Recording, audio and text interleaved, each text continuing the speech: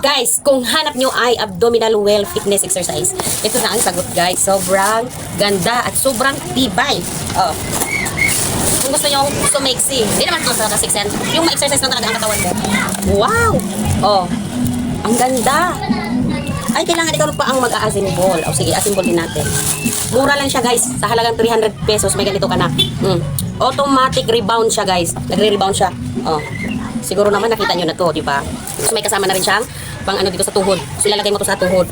May timer din siya guys. Oh, kakabit mo siya doon sa ano, sa may unahan. So, ano, magbabalik alindog na ba tayo nito? Guys, umpisahan na natin to. Araw-araw na tayo nitong push.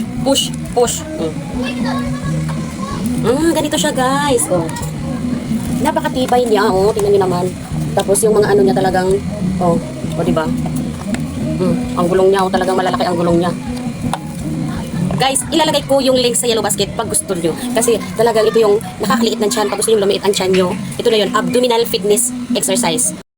Mas madali siyang i-assemble guys kasi ito ang pinakalock lang niya. Talagang ano lang siya. Napupush lang siya, push. Mas mabilis lang. Gano'n lang siya, isalpak mo lang siya. Tapos napupush siya ganyan. Tapos yung timer niya guys, mayroon siyang ganyan sa labas. Tapos ididikit mo lang siya ganyan. Nag-fit na siya. Tapos dito guys, pwede kang kahit manood ka, ilalagay mo dito yung cellphone mo. O diba? Napaka-unique guys. Tsaka ang ganda niya. Napaka ng gulong. O diba? Tapos talagang nakaserve talaga siya.